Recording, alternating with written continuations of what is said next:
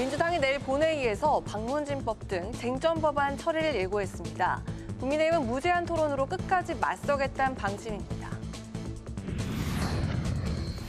국회 환노위에서 노란봉투법과 철도사고 책임을 두고 여야가 충돌했습니다. 과방에선 원전 수주 불공정 의혹 등이 도마 위에 올랐습니다.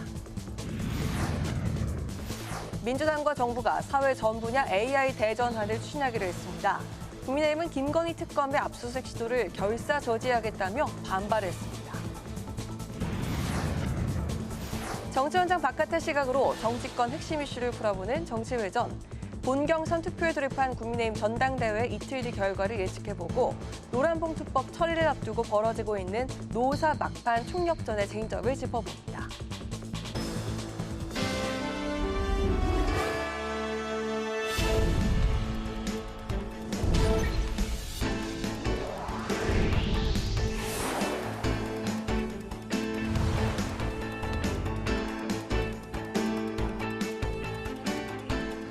여러분 안녕하십니까? 8월 20일 수요일 국회 라이브 6 시작하겠습니다.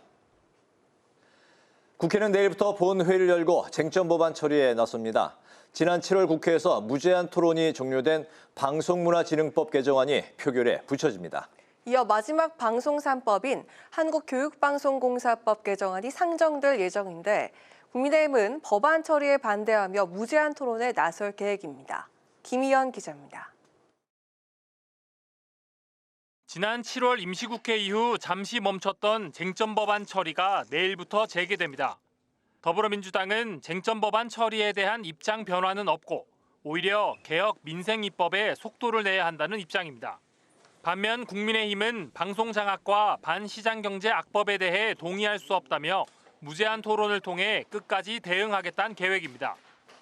내일 본회의가 열리면 지난 7월 국회에서 무제한 토론이 종결됐던 방송문화진흥법 개정안이 표결에 붙여지고 민주당이 과반 의석을 가지고 있어 무난한 처리가 예상됩니다.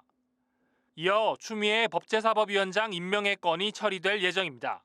방송 3법 중 마지막인 한국교육방송공사법 개정안이 상정되면 국민의힘에서 무제한 토론에 나설 계획입니다. 송원석 국민의힘 비상대책위원장은 EBS를 전교조가 장악할 수 있게 길을 터주는 법이자 국민의 교육을 전교조 이념 교육으로 오염시키겠다는 것이라며 강행 처리해선 안 된다고 비판했습니다. 한국교육방송공사법 개정안에 대한 무제한 토론은 모레 오전에 종료될 것으로 전망되고 여야는 이날 국민의힘 전당대회 일정을 고려해 본회의를 더 열지 않기로 했습니다.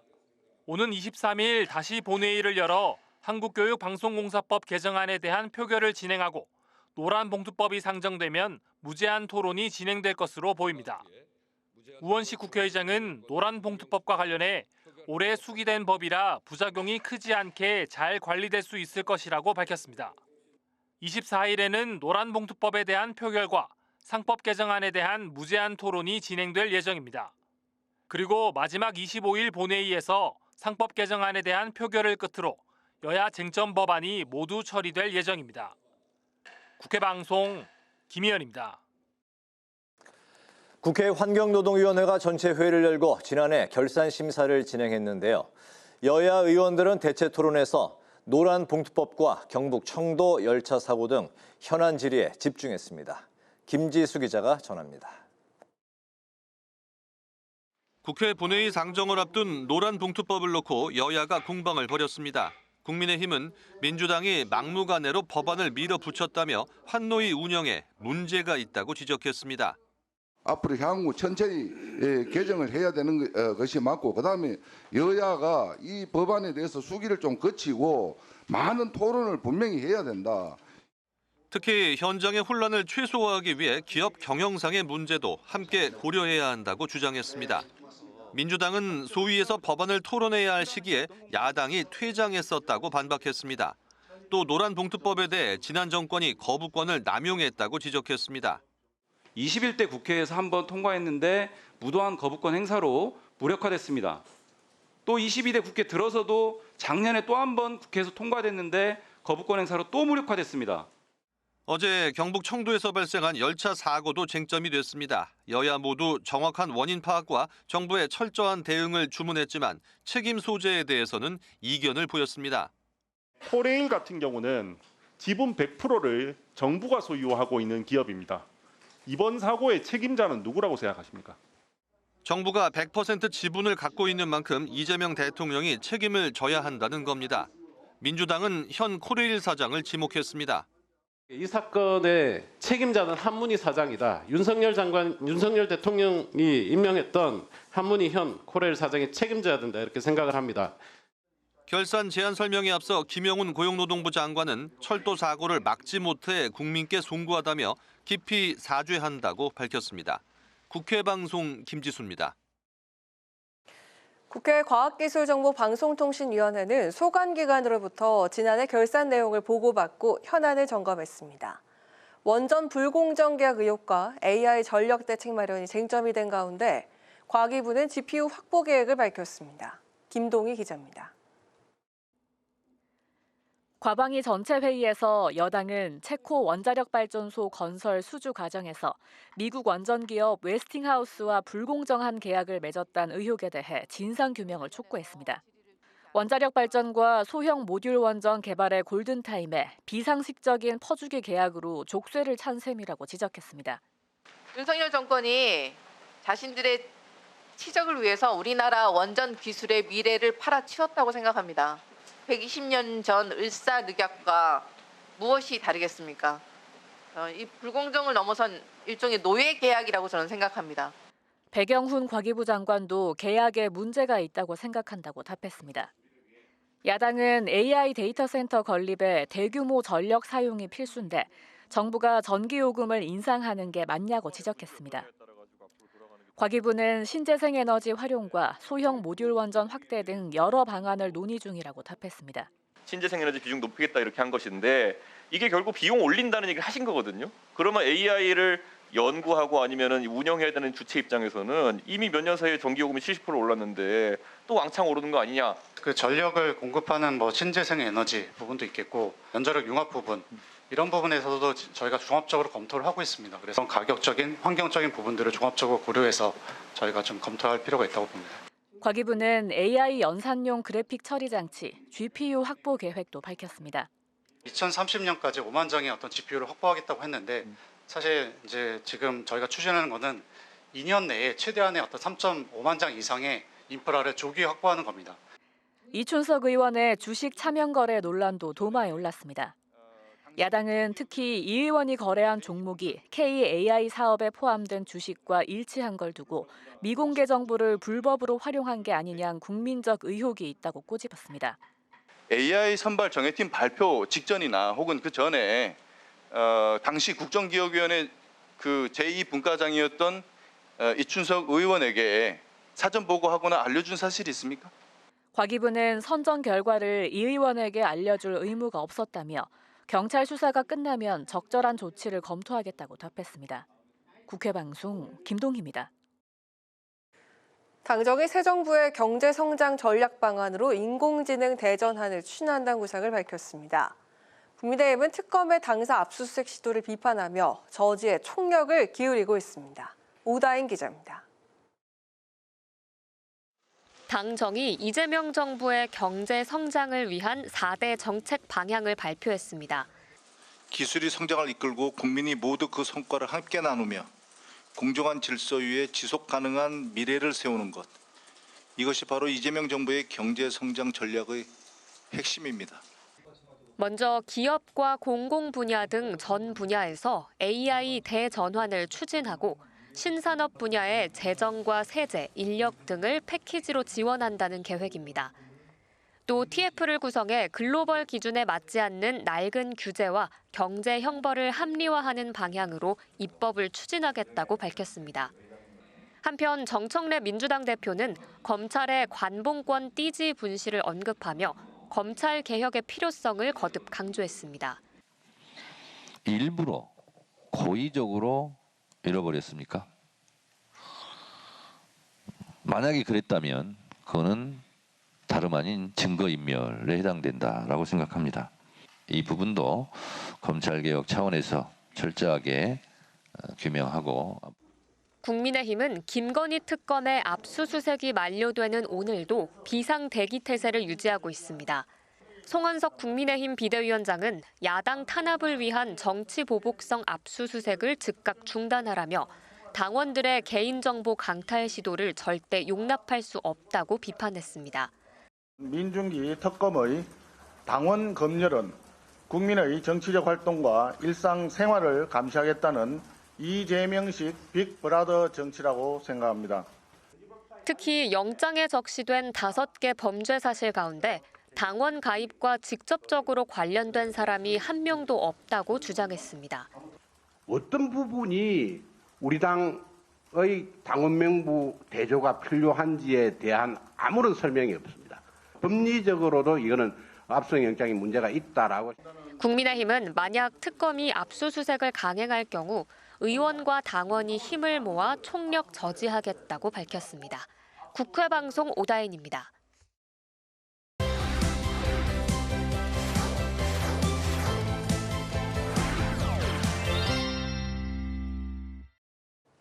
이슈픽 서은환 개공기자와 함께 여권에서 추진 중인 공공기관장 교체 추진 이야기를 나눠보도록 하겠습니다. 서은환 기자 안녕하세요. 네, 안녕하십니까? 네, 그 새로운 정부가 이렇게 출범을 할 때마다 전 정부에서 임명이 됐던 공공기관장들의 자녀 임기가 항상 그 논란이 되곤 했습니다. 야당이 된 공당에서는 임기를 존중하라고 하고 또 여당이 된 공당에서는 물러나라 이렇게 하는데 자, 이번에 민주당이 이걸 입법으로 아예 손을 보겠다 이런 계획이잖아요. 네, 그렇습니다. 더불어민주당은 어제 이 알박기라는 표현을 써가면서 이 윤석열 정부에서 임명됐던 공공기관장을 교체하겠다라는 의지를 밝혔습니다. 이 국회 입법권을 이용해서 자진 사퇴하지 않고 있는 공기업과 준정부기관의 기관장들을 바꾸겠다라는 그런 계획인데요. 어제 김병기 원내대표는 이 공공기관장만 45명이고 그중 23명은 파면 이후에 임명이 됐다면서 이 공공기관 운영법, 이른바 공운법 개정안을 이번 정기국회 때 통과를 시키겠다라고 밝혔습니다. 이 민주당의 정의령 의원이 대표 발의한 이 공운법 개정안인데요. 이 공기업과 준정부기관의 기관장 또 감사의 임기를 대통령의 임기와 일치하도록 하는 내용을 담고 있습니다. 또 대통령이 임기를 정상적으로 마치지 못하고 교체되는 경우에는 공기업 등의 이 기관장 등에 대해서 새 정부가 출범한 후에 약 6개월 이내에 직무 수행 능력을 평가한 뒤 해임할 수 있도록 하는 내용도 포함시켰습니다. 기억하시겠지만 문재인 정부 때 이 박근혜 정부에서 임명됐었던 환경부 산하의 공공기관장들을 압박해서 사표를 쓰게 했다가 논란이 됐던 이른바 이 환경부 블랙리스트 사건에 대해서 결국 법원이 직권남용이라고 판단을 하면서 당시 김은경 전 환경부 장관 등에 대해서 유죄를 확정 선고한 바 있거든요. 이 때문에 이런 논란을 피하고자 아예 입법으로 접근해서 공공기관장들을 해임할 수 있는 시스템을 만들겠다는 게 이 민주당의 계획입니다. 네, 하지만 공운법의 소관 상임위가 기재위잖아요. 근데 기재위원장이 이미자 국민의힘 의원입니다. 그러다 보니까 그 국민의힘 측에서 협조를 하지 않는다면은 올해 안에 처리가 어렵겠다 이런 관측도 있더라고요. 네, 그렇습니다. 민주당은 새 정부의 국정 철학에 맞는 인사를 앉혀야 되기 때문에 이 법안을 최대한 빨리 처리하겠다는 그런 계획입니다. 하지만 이 공운법의 소관 상임위인 이 국회 기획재정위원회 위원장은 국민의힘 소속의 이미자 의원이 맡고 있는 그런 상황이죠. 국민의힘이 협조하지 않으면 신속 처리 안건으로 처리를 하는 게 가장 빠르게 민주당이 처리할 수 있는 방법입니다. 하지만 이 경우에도 6개월 이상이 소요가 불가피하기 때문에 올해 안에 법안 처리가 어렵습니다. 민주당에서 원하는 대로 최대한 빨리 물러나야 한다라는 계획이 지연될 수밖에 없는 그런 셈인데요. 이 민주당에 따르면 윤석열 정부 때 임명이 돼서 아직 임기가 남은 공공기관장은 총 95명이고요. 감사를 포함해서 상임이사는 68명에 달합니다. 이 법안이 통과되기 전에 임기가 만료되는 이들도 있겠지만 이 법안이 통과되면 수십 명 이상이 해임 평가가 가능해집니다. 또 민주당은 최근에 발언 논란이 불거진 이 김영석 독립기념관장을 해임할 수 있도록 하는 이 독립기념관법 개정안도 발의를 했지만 이 역시 상임위가 정무위인데 정무위 위원장은 윤한홍 국민의힘 의원입니다. 때문에 역시 국민의힘과 협의가 이루어지지 않으면 신속 처리 안건은 내년 초에나 처리될 가능성이 높은 상황입니다. 네, 자 그리고 이틀 앞으로 다가온 국민의힘 전당대회 이야기도 해보도록 하겠습니다. 어제 TV 토론회가 또 또 있었는데 어제 시작을 할 때는 그 화기애애한 분위기 속에서 시작이 됐었는데 토론이 본격화가 되면서 탄핵 이야기 그리고 전환개시 이슈가 핵심 쟁점이 됐더라고요. 네, 그렇습니다. 이 이틀 앞으로 다가온 전당대회 전에 마지막 TV 토론회가 어제 진행이 됐습니다. 후보자들 시작할 때만 해도 서로 하트를 주고받으면서 화기애애하게 출발하는 네. 그런 분위기였는데요. 하지만 이 본격 토론이 시작되면서 탄핵과 또 한국사 강사인 전환길 씨에 관련된 이슈를 놓고 이 찬탄파와 반탄파가 정면 충돌하면서 분위기는 180도 바뀌었습니다. 이 장동혁 후보 당이 나서서 탄핵에 찬성하는 것은 옳지 않았다는 입장에는 변화가 없다라고 선을 긋자 조경태 후보는 이 민주주의 국가지 윤주주의 국가가 아니라면서 비판을 했습니다. 그러자 이 김문수 후보는 이에 이 민주당의 조경태 의원이 그렇게 말씀을 하시면 할 수 있겠지만 국민의힘 의원이 아니냐면서 이 탈당해야 된다는 취지로 비판을 했습니다. 특히 장동혁 후보가 이 재보궐선거 때 후보를 한 명 공천해야 된다면 한동훈 전 대표와 전환길 씨 중에 누구에게 기회를 주겠냐는 질문에 전 씨라고 답을 하면서 이 찬탄파 후보들이 윤어게인 갈등을 조장하는 전 씨를 꼽은 것에 대해서 문제 삼기도 했습니다. 한편 관심을 모았던 찬탄파 후보 이 안철수, 조경태 후보 간의 단일화는 끝내 무산되는 게 확인되는 그런 토론회 자리이기도 했습니다. 네, 지금 이 압도적 일강이 보이지 않는다라는 게 언론의 평인데요. 어제 TV 토론을 마지막으로 오늘과 내일 이틀간 당원 선거인단 투표와 일반 여론조사가 진행이 됩니다. 과반 득표자가 과연 나오게 될지 아니면 결선 투표를 한 번 더 하게 될지 어떻게 전망합니까? 네, 일단 안철수, 조경태 후보의 단일화가 무산된 가운데 국민의힘은 이틀간의 본경선이 마무리가 되면 오는 20일 전당대회 때 당원 투표 비율 80% 그리고 국민 여론조사 비율 20%를 반영해서 당대표를 선출하게 됩니다. 하지만 이 22일 전당대회 때 과반 득표자가 나오지 않으면 상위 1, 2 후보자를 대상으로 결선 투표를 한 번 더 진행한 뒤에 오는 26일 이 최종 당대표를 선출하게 됩니다. 이 국민의힘에서는요, 현재 후보가 4명으로 또 찬탄과 반탄이 각각 2명씩 나뉜 점을 이유로 최종 투표까지 가게 될 것으로 내다보는 이들이 조금 더 많은 것 같습니다. 이 장동혁, 김문수 후보가 나름대로 차별화를 시도했지만 결국 지지층이 나뉠 수밖에 없고 또 안철수, 조경태 후보 역시 단일을 하지 못하면서 상대적으로 당원 지지세가 약한 찬탄파 역시 여론조사 지점에서조차도 표가 나뉠 수 있다라는 분석이 나오기 때문인데요.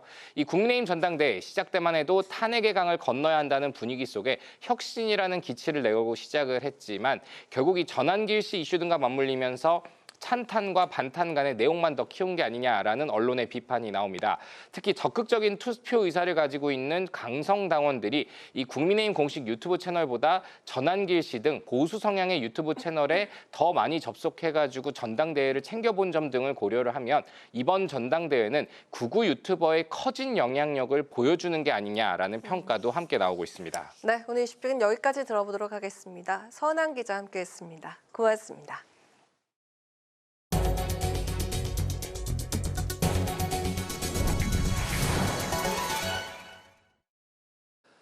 국회 물포럼이 기후변화에 대응하기 위한 물관리 대책을 논의했습니다. 토론회에서는 부처별로 흩어져 있는 물관리를 일원화하는 방안과 기후위기에 따른 농업용수 관리의 중요성이 제기됐습니다.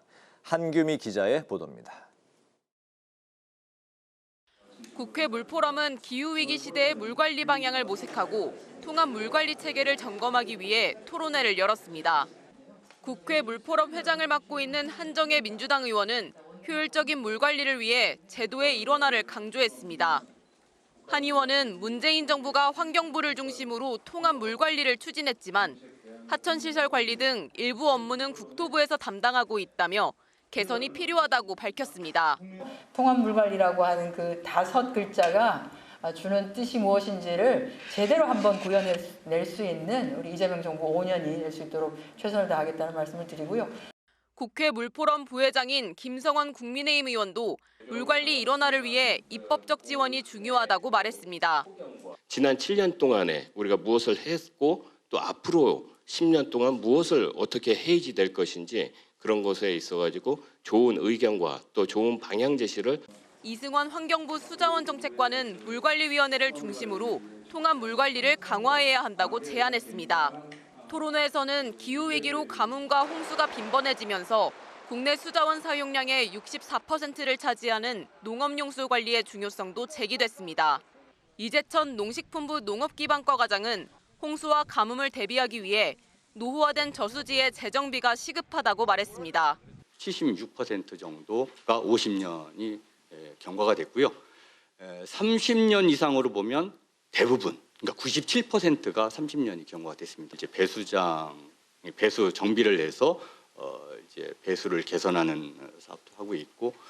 이 밖에 홍수와 가뭄 예방을 위한 하청과 하수도 설계 기준 강화, AI를 활용한 홍수 예보 예측 역량 확대 등도 거론됐습니다. 국회 방송 한규미입니다. 우원식 국회의장이 다음 달 3일 중국 전승절 행사에 공식 초청을 받았습니다. 국회의장실은 우 의장이 다이빙 주한 중국 대사를 접견한 자리에서 중국 정부의 공식 초청을 받았다고 밝혔습니다. 우 의장은 충분히 검토한 후에 참석 여부를 결정할 것으로 알려졌습니다. 정청래 더불어민주당 대표가 호남발전특위에 이어 당내 영남발전특위도 구성하겠다고 밝혔습니다. 정 대표는 오늘 경주 현장 최고위원회의에서 영남의 인재를 발굴하고 육성해서 지방선거에도 대비할 수 있는 특위를 조속한 시일 안에 발족시키겠다고 말했습니다. 이어서 임미애 민주당 경북도당위원장 직무대행도 대구 경북 지역은 오랫동안 한 정당이 모든 권력을 독식해서 전국에 비해 발전 상황이 매우 뒤떨어졌다며 이재명 정부의 훌륭한 국정과제가 TK에서 잘 정착될 수 있도록 돕겠다고 밝혔습니다. 국민의힘은 차기 지도부 선출을 위한 투표가 오늘 시작됐습니다. 국민의힘은 내일까지 선거인단 투표 80%와 국민 여론조사 20%를 합산해서 모레 전당대회에서 당대표를 선출할 계획입니다. 과반 득표자가 없을 경우 1, 2위 후보 간 결선 투표를 통해서 오는 26일 당대표가 결정됩니다.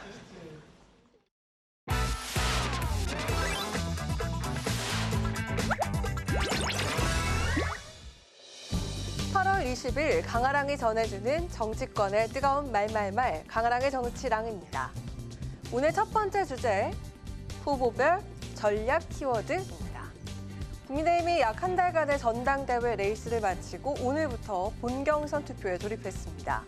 치열한 경쟁이 펼쳐졌던 전당대회 과정에서 각 후보들이 내놓은 전략과 메시지는 선명했습니다. 먼저 김문수 후보는 연설 때마다 이재명 대통령을 언급하면서 지난 대선 당시 국민의힘 대선 후보였던 점을 강조했습니다.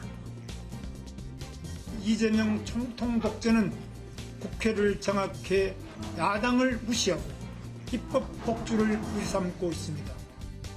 이재명 독재를 반대하는 모든 국민과 우리는 손을 잡고 반 이재명 독재 투쟁을 전개해야 되지 않겠습니까? 그 누구보다 환탄파와 찬탄파의 노선 투쟁을 부각시킨 장동혁 후보. 윤 어게인과 단일 대우를 강조하면서 인적 쇄신을 강조하는 찬탄파 후보들을 향해선 내부 총질은 안 된다고 목소리를 높였습니다. 제가 개인적으로 당대표가 된다면 당대표의 자격으로 면회를 한다는 말씀을 드렸고, 추운 겨울 같이 당을 지키자고, 정권을 지키자고 함께 싸웠던 사람들에 대해서 이제 대선이 끝났다고 나가라고 하는 것, 여러분, 그게 부끄러운 것입니다. 혁신위원장을 사퇴하고 당대표에 도전한 안철수 후보는 전당대회 내내 인적 청산을 강조했죠. 혁신의 출발은 극단 세력과의 절연이라면서 목소리를 높였습니다. 사과 괴짝에 썩은 사과 한 개를 넣어두면 썩은 사과가 다시 살아납니까? 오히려 나머지 사과들까지 다 썩습니다. 사과의 썩은 부분 도려내거나 썩은 사과는 버려야 합니다. 친길 당대표 윤어게인 당대표를 세우면 어떻게 되겠습니까? 내란 정당 늪에 그대로 빠지는 겁니다. 친한동훈계로 분류되는 조경태 후보, 윤 전 대통령과의 절연을 강조하며 노선을 명확히 했죠. 반탄파 후보들은 내란 특검 참고인 조사를 받았다는 점을 문제 삼기도 했습니다. 국민을 배신하고 국민의힘 당원을 배신한 사람은 윤석열 전 대통령입니다, 여러분. 윤석열 전 대통령과 우리는 반드시 절연해야 합니다. 지금 우리 당은 배신자 윤석열 전 대통령 때문에 정당 해산의 위기에 놓여 있습니다. 대여투쟁과 당 혁신을 내세우며 전당대회 레이스를 마친 후보들. 당원 투표와 국민 여론조사가 시작된 후 투표 참여를 독려하며 지지를 호소하고 나선 상황입니다. 과연 과반 득표로 새로운 당대표가 탄생하게 될지 아니면 결선 투표까지 이어지게 될지 정치권 이목이 집중되고 있습니다. 자, 이어서 오늘 두 번째 주제는 복당 마무리입니다. 조국 전 조국혁신당 대표가 복당 신청을 하면서 정치활동에 본격 시동을 거는 모양새입니다. 지난해 12월 대법원 유죄 확정 판결로 탈당했던 조국혁신당에 복당 원서를 접수한 것으로 알려졌습니다.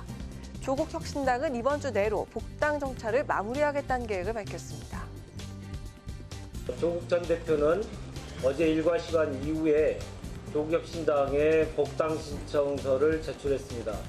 이에 조국혁신당은 당원 자격 심사위원회의 심사와 최고위원회 의결을 거쳐 최종 복당을 결정할 예정입니다.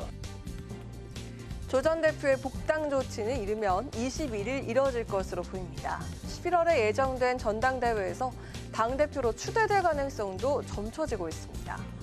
복당 신청을 시작으로 광복 행보를 보이고 있는 조국 전 대표, 김대중 전 대통령 묘역 참배를 시작으로 문재인 전 대통령 예방과 노무현 전 대통령의 묘소 참배 일정도 공개했습니다.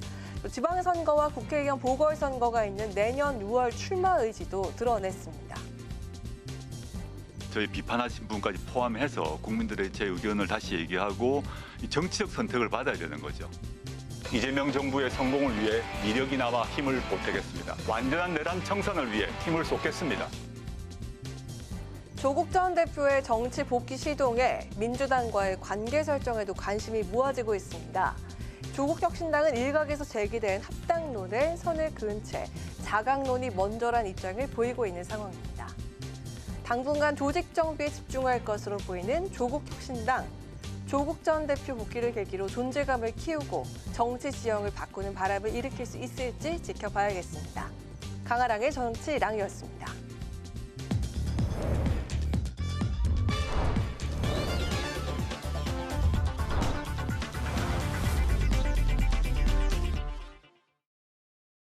네, 정치 현장에서 한 걸음 떨어져 보다 객관적이고 분석적인 시선으로 정치권 쟁점을 들여다봅니다. 정치 외전 홍익표 전 더불어민주당 의원, 조혜진 전 국민의힘 의원 두 분 모셨습니다. 어서 오십시오. 안녕하십니까? 네, 반갑습니다. 네. 국민의힘이 약 한 달간의 전당대회 레이스를 마치고 오늘부터 본경선 투표에 들어갔습니다. 안철수 조경태 후보 단일화가 무산이 되면서 이제 관심사가 반탄 지도부가 과연 이틀 앞으로 다가온 이제 모레 현실화되느냐, 그리고 결선 투표까지 또 이어질 수 있느냐. 이제 1차에서 과반 이상 득표자가 나오면 모레 결정이 되는데, 그렇지 않을 경우 결선 투표가 26일에 실시가 되는데요. 언제쯤 실시가 될지, 그리고 현재 당원 80%, 여론 20%로 어쨌든 결정이 되는데, 이틀 뒤 국민의힘 전당대회 결과 좀 예상을 해보겠습니다. 지금 현재 분위기가 좀 어떻습니까? 지금까지 분위기라든지 또 그 일반 그 국민 여론조사나 우리 또 당원 대상 여론조사 등등 공표된 것들을 종합적으로 보면은 네. 그 결선 투표까지 갈 가능성이 좀 과반 높게. 투표는 좀 쉽지 않다. 예, 과반 투표자가 1차에서 바로 나오는 거는 쉽지 않은 걸로 대체로도 그렇게 관측을 하고 있는 것 그렇군요. 같습니다. 네. 그리고 이제 거기에 그러면은 결선 투표라고 했을 때 네. 거기에 흔히 말하는 이제 그 찬탄 반탄 후보들 가운데 어떤 후보들이 올라갈까에 대한 그 추측도 많이 있는데, 지금 현 시점까지는 겉으로 드러난 걸로 보면은 이 결선 투표도 그 반탄 후보들이 올라가는 것 아닌가 하는 그런 그 추측들이 있는데, 네.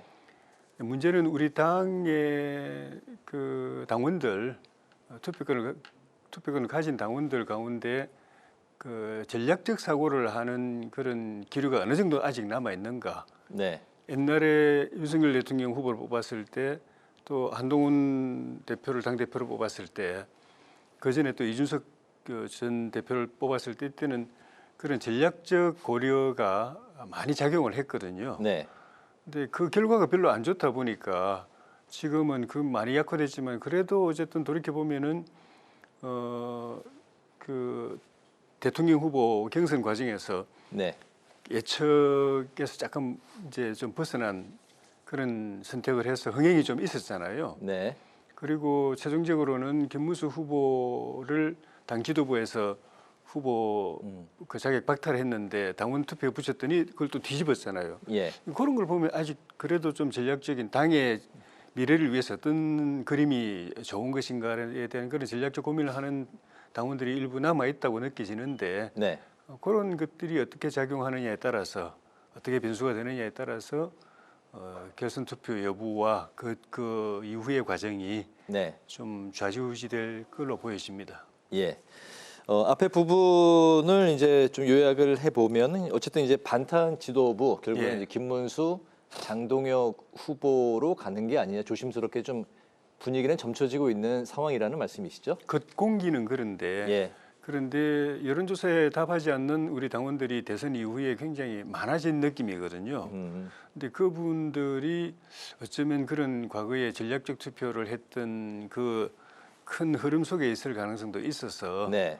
실제 투표에서 그분들은 여론조사에는 응답을 안 하지만은 네네. 실제 투표에서는 참여해서 할 가능성이 많아서 그거는 좀 눈여겨볼 필요가 있고 그런 투표들이 집단적으로 이루어졌다면 그게 약간의 변수가 될 수도 있겠다는 생각이 듭니다. 네, 반탄 지도부의 우세가 전체적인 좀 예상 분위기인 상황에서 역시 이제 좀 여론조사가 좀 변수로 될 수도 있다. 예, 그렇게 예상을 하시는데 어떻게 보십니까?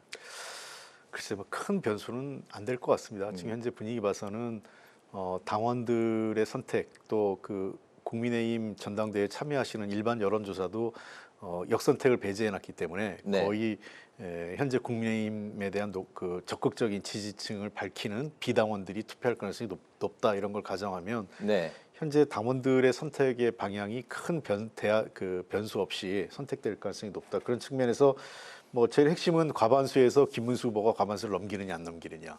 2라운드에서 김문수 후보 플러스 어떤 후보가 될 거냐. 현재로서는 대체로 특히나 안철수, 조경태 두 후보가 단일화가 안 된 조건 하에서는 네. 도리어 장동혁 후보가 올라가서 결선 투표가 생기더라도 두 네. 사람이 승부를 가리지 않겠느냐 하는 게 이런 거고요. 그다음에 이제 세 번째 지금 관심사가 줄어들어서 그런데 최고위원 구성이 어떻게 될 건지 누가 1등을 하고 최고위원 구성이 어떻게 될 건지도 또 좀 눈여겨봐야 될 것 같고 하나 덧붙인다면 자 그러면 전당대 포스트 전당대회죠. 전당대회 이후 전한길 씨는 과연 국민의힘에서 어떤 역할을 할 거냐. 그러니까 국민의힘을 지금 사실 전당대회를 들었다 놨다 한 게 전한길 씨인데 네. 김문수 후보나 장동혁 후보 같은 사람보다 더 지금 주목받는 게 전한길 씨 아니겠습니까?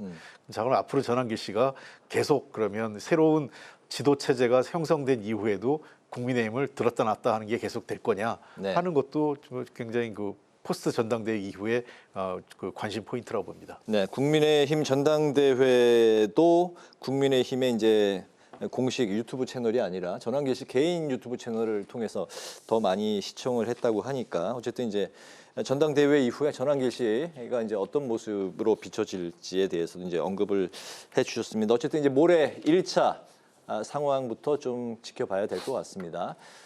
김건희 특검의 국민의힘에 대한 압수수색 영장이 이제 오늘로 만료가 되는데요. 국민의힘이 현재 비상 대기 상태입니다.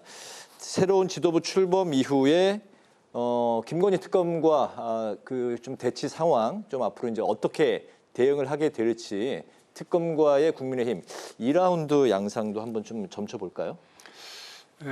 뭐 예를 들어서 가정해서 반탄 지도부가 들어선다면 약간 변화가 있을 수는 있는데, 네.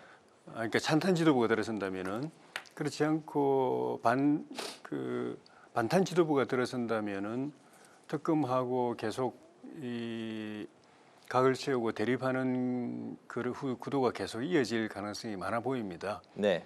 우리 당 전체가 뭐 찬탄 반탄할 것 없이 우리 당 전체가 현재 이 특검에 대해서는 우리 당의 의사와 무관하게 우리 당의 의사를 완전히 배제하고 네. 민주당이 일방적으로 출범시키고 그 내용이나 또 그 뭐 구성 권한뿐만 아니라 특검 자체도 민주당이 지명한 사람들, 사실상 민주당이 지명한 사람들이기 때문에 그 정당성 자체를 인정할 수 없는 입장이고 그리고 그 이후에 특검이 수사를 진행하는 과정도 우리 당의 관점에서 보면은 정청래 대표가 계속 호언장담하는 국민의힘의 그 위헌 정당 해산, 해산의 일종의 그 밑자락을 까는 빌드업에 우리 이제 특검이 그 역할을 하고 있다라는 그런 그 해산시킬 수 있는 명분을 만들어내는 일에 앞장서고 있다는 그런 느낌을 갖고 있기 때문에 네. 우리 당을 지켜내기 위해서라도 그런 정치적인 또는 야당 탄압에 동원되는 부분에 있어 가지고는 강력하게 저항할 수밖에 없고 네. 또 실제로 특검이 수사를 진행하는 과정에서도 과거에 우리 당뿐만 아니라 민주당까지도 계속 그 비판했던 검찰의 이런 그 아주 나쁜 그런 수사 관행들, 네.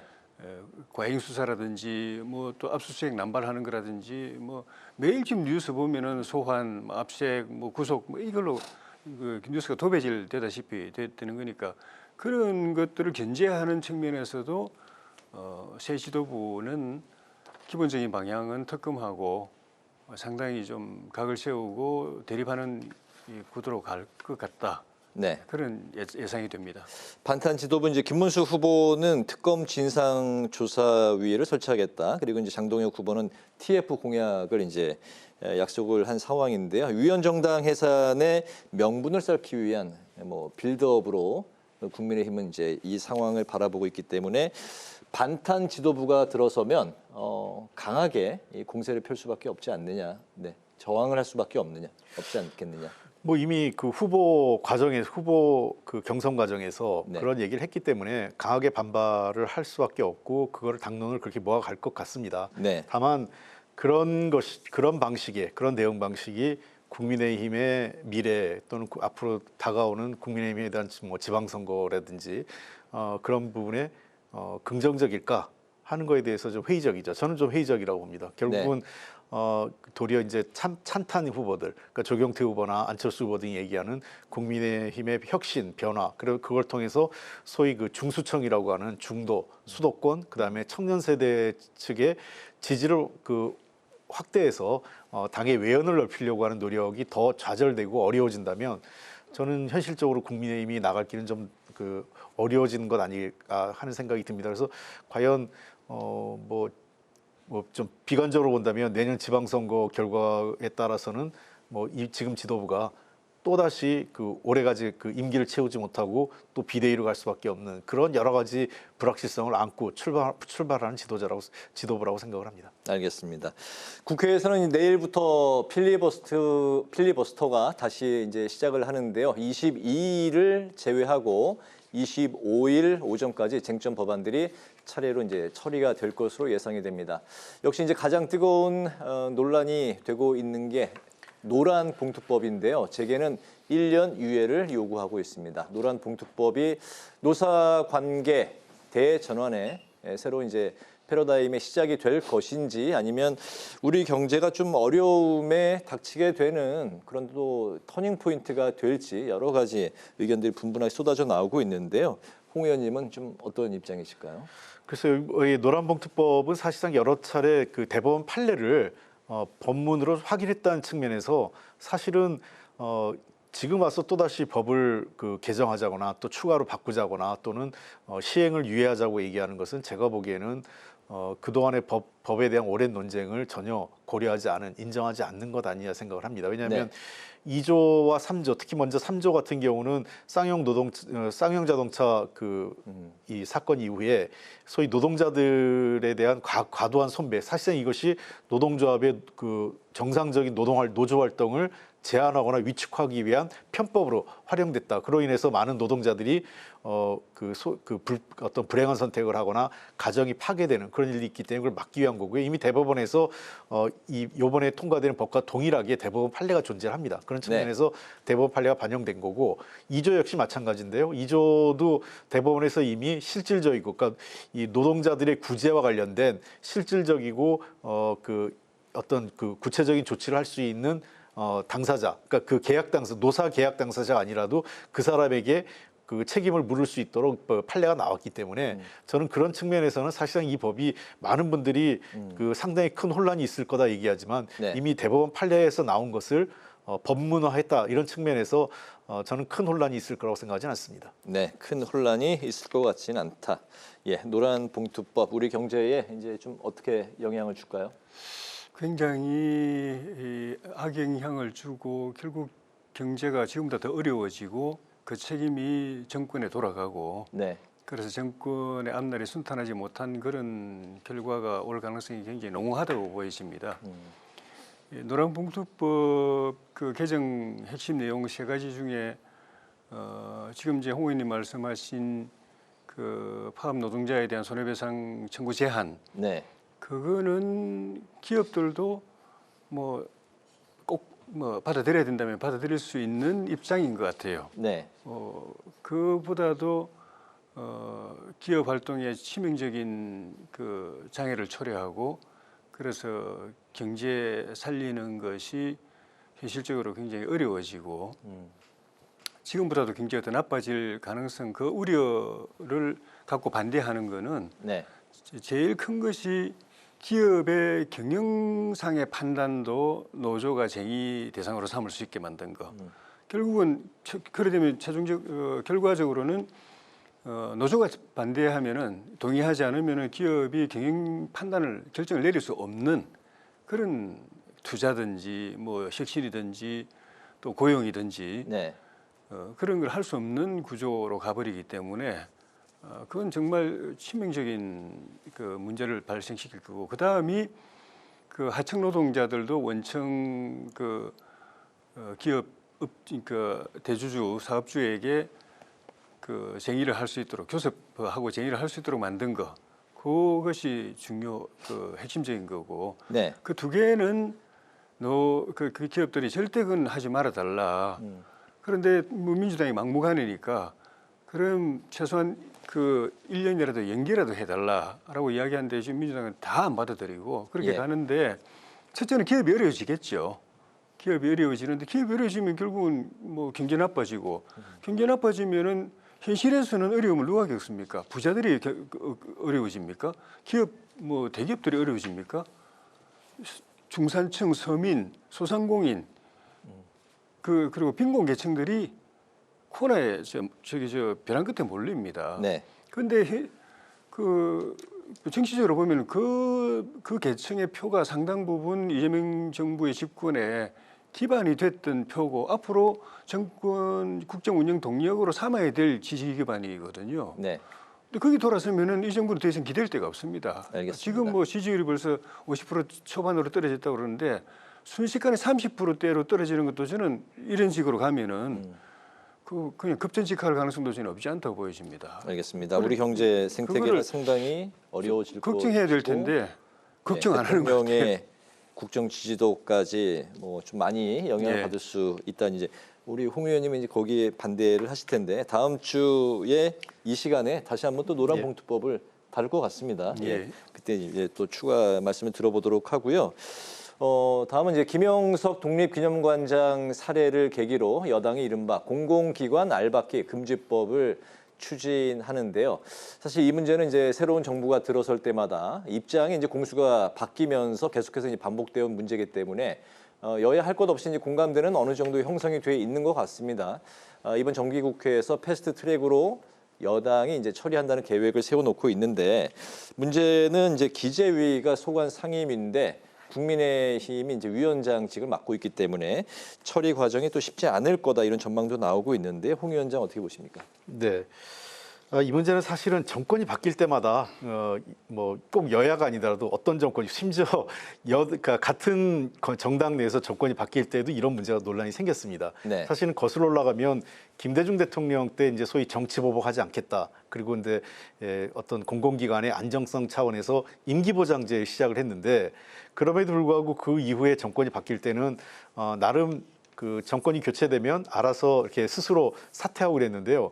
이게 어느 순간부터는 일종의 알박기처럼 된 게 있어요. 특히 정권이 마무리되기 6개월도 안 남은 상태에서 대규모로 공공기관장 임명을 강행하거나 특히 이번에 윤석열 정권 같은 경우는 그 국회에서 탄핵안이 가결돼가지고 탄핵 소추 과정에서 대거 지금 공공기관에 사람을 내려보내고 그랬거든요. 이런 네. 측면에서 이거는 그 알박기 아니냐 이런 그 얘기가 나오고 있습니다. 사실은 진작 국회에서도 이런 논의가 있었어요. 그 저도 이제 원내대표 때 이거를 좀 해보려고 그랬는데 합의가 안 돼서 못했지만 미국 네. 같은 경우에 미국의 플럼북과 같은 형태의 만들자. 미국은 이제 사실은 플럼북이라고 해서 정부가 제출하고 국회가 심의해서 확정하는 게 뭐냐면 대통령과 임기를 같이 하는 직책을 정하는 겁니다. 네. 그 계속 업데이트하고 있고.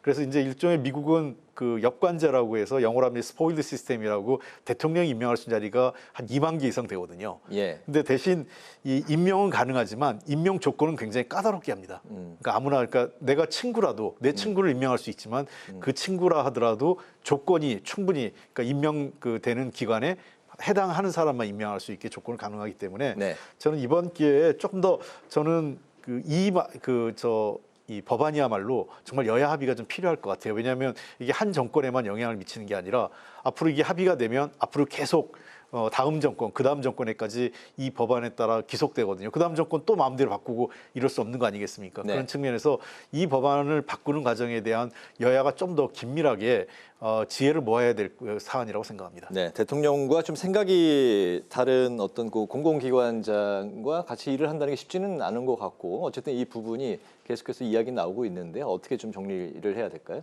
그러니까 그런 합리적인 동기라면은 여야가 합의할 수 있고 네. 또 처리할 수 있는데 지금 민주당이 이 법을 추진하는 거는 그런 합리적 동기가 아닙니다. 포장은 그렇게 했지만 지금 그 윤석열 정부 때 임명된 사람들을 쫓아내고 싶은데 지난번에 문재인 정부 때 그 이전에 박근혜 정부 인사들을 쫓아내다가 크게 블랙리스트를 가지고 하다가 크게 화를 입었잖아요. 네. 그러니까 그거를 법에 그렇게는 이제 안 되겠다 싶으니까 법의 형태로 하는 것일 뿐이고, 근데 진짜로 그게 진정성을 가지고 하는 것 같으면은 당장 문재인 정부 때 임명된 사람들이 윤석열 정부가 돼도 안 물러나가고 있다가 지금 이재명 정부까지 바뀌었는데도 아직도 그 자리에 있는 사람들이 있어요. 네. 이 사람도 그대로 두고 있잖아요. 이거는 알박기도 아니고 뭐 대법받기나 마찬가지인데 그 사람들을 그대로 두고 있으면서 알박기를 해결하기 위해서 이런 법안을 만든다는 것 자체가 전혀 진정성이 없는 거죠. 진짜로 그 마음이라면은 자기들이 임명한 사람한테 빨리 그만둬라. 정권이 지금 세 번째 들어섰는데 아직도 그 자리에 있냐. 그리고 그걸 하는 거에 대해서 국민들에게 또 사과도 하고 네. 빨리 물러나게 하고 그렇게 해야 되는데 지금 남아있는 사람들이 어마어마합니다. 근데 그건 그대로 두고 네. 윤석열 정부가 임명한 사람들만 쫓아내기 위해서 이렇게 법을 만들면은 그건 이 법이 이런 문제를 해결하는 게 아니라 정권 바뀌면 또 다른 형태로 유사한 또 이런 형태가 또 반복되는 것 뿐입니다. 그러니까 하려면 제대로 해라. 진정성을 가지고 하고 네. 그에 걸맞게 행동하고 먼저 있는 사람부터 빨리 정리해라. 3대째 그 자리에 있는 사람, 그 알박기 하고 대문박기 하고 있는 사람들부터 정리하고 사과하고 네. 해라. 그리고 진짜 진정성이 있다면은 지금 있는 사람들 쫓아내기 위해서 아니라 다음 정부 때 네. 법은 지금 여야 합의로 만들더라도 여야 합의해서 다음 정부 누가 될지 모르잖아요. 다음 정부 때 시행하도록 해라. 그러면 진정성을 믿겠다. 그게 네. 우리 당 입장입니다. 알겠습니다. 알박기 금지법의 여야가 이제 공감대가 어느 정도 형성이 돼 있는데 이제 관건은 여당이 지금 이제 추진을 하려면 상당한 진정성 있는 내용들이 추가가 돼야 된다라는 입장을 보여주셨습니다. 마지막 이슈는 한 두 분의 생각을 한 1분 정도씩 좀 길지 않게 들어볼까 합니다. 최근 이재명 대통령과 여당의 지지율이 이제 동반 하락한 원인으로 정부 여당의 입법 강행도 함께 지적이 되고 있는데요. 그런 상황에서 이번 정부의 이제 숙명으로 꼽히고 있는 이재명 대통령이 소명처럼 생각하고 있는 검찰 개혁 부분에 대해서 대통령이 신중하고 섬세한 접근 이렇게 이제 개혁에 대한 방향을 좀 속도를 포함해서 언급을 한 게 또 이제 여러 가지 이야기를 낳고 있는데요. 이 부분에 대해서 검찰 개혁에 대한 이재명 정부의 속도, 대통령의 주문 이 부분에 대해서 좀 마지막으로 짚고 마무리할까요? 예, 뭐 이거는 좀 속도 조절로 보는 것보다 국민 피해, 그러니까 국민의 입장에서 바라봐야 된다고 생각을 합니다. 네. 대통령의 말씀 너무나 당연한 거기 때문에요. 80여 년 가까이 이어져 온 우리나라 사법 체계의 좀 변화 아니겠습니까? 그런 측면에서 그 검찰 개혁 과정에서 발생할 수 있는 가장 대표적인 사안이 수사가 부실해지거나 또는 수사가 지연될 가능성이 매우 높습니다. 그런 측면에서 그건 당연히 국민 피해로 가기 때문에 그런 피해를 최소화할 수 있게 꼼꼼하게 제도 자체를 좀 설계하고 우리가 예상되는 그런 부작용에 대한 보완 조치까지 다 대비해야 된다 이런 차원이기 때문에 저는 뭐 속도 조절이라는 측면보단 국민적 관점에서 이 검찰 개혁을 추진하라는 아주 당연하고 원론적인 입장이다 생각을 합니다. 추석 전에 검찰 개혁에 대한 얼개를 만들겠다 뭐 이렇게 이제 이야기들이 나왔었는데 최근에 기류가 좀 이제 변화가 있는 것 같아요. 뭐 제가 보기에는 지지율이 급락하고 있는 것에 대해서 내부적으로 좀 비상등이 켜진 것 아닌가. 그러니까 자기들이 예측했던 거하고 전혀 다른 양상이거든요. 그냥 기운차게 나갈 줄 알았는데 70일 만에 지금 이렇게까지 떨어진다는 거는 예전에도 제가 본 예가 없었고. 근데 이렇게 지지율을 떨어뜨리는 거는 입법만의 문제가 아닙니다. 특검도 그렇고 특검의 행태도 그렇고 또 그 특사 사면하는 문제도 그렇고 심지어 이제 정치까지도 정청래 대표가 주도해가지고 국민의힘 사람으로 안 본다, 악수도 안 한다라고 하는 이 정치도 국민들한테는 이거는 표 떨어뜨리는 요인이거든요. 전방위에서 지금 표 떨어지는 요인들이 작용하고 있는데 이거를 입체적으로 인식을 하고 있는 것인가 아니면 그냥 단순히 입법 문제, 그중에서 검찰개혁 문제 때문에 지지율 떨어진다고 생각하는가. 만약에 후자라면은 문제인식을 제대로 못하고 있는 겁니다. 그래서 전체적으로 정치 또는 특검 또 뭐 사면은 이미 지나가긴 했지만은 그리고 이제 입법 문제 이런 부분을 속도를 조절하고 무엇보다도 속도 조절은 딴 거 없습니다. 국민들의 이야기에 귀를 기울이고 당사자들의 이야기를 귀를 기울이고 그다음에 그걸 대변하는 야당하고 대화해서 같이 소통하고 협의하고 그렇게 하면 지지율 떨어지는 게 조금 좀 멈출지 모르겠는데 안 그러고 이기적으로 들어가면은 굉장히 빠른 시간 안에 빨리 떨어질 가능성이 많습니다. 네, 알겠습니다. 국민 공감대 두 분이 다 뭐 이렇게 같이 말씀을 해주신 것 같습니다. 이제 정치 외전 마무리하겠습니다. 오늘은 이틀 앞으로 다가온 국민의힘 전당대회 상황 그리고 노란봉투법, 이재명 정부 검찰 개혁 추진에 대한 전망까지 함께 들어봤습니다. 지금까지 홍익표 전 더불어민주당 의원, 조혜진 전 국민의힘 의원 두 분과 함께했습니다. 말씀 잘 들었습니다. 감사합니다. 고맙습니다. 오늘 국회 라이브 6도 여기서 마치겠습니다. 시청해 주신 여러분 고맙습니다.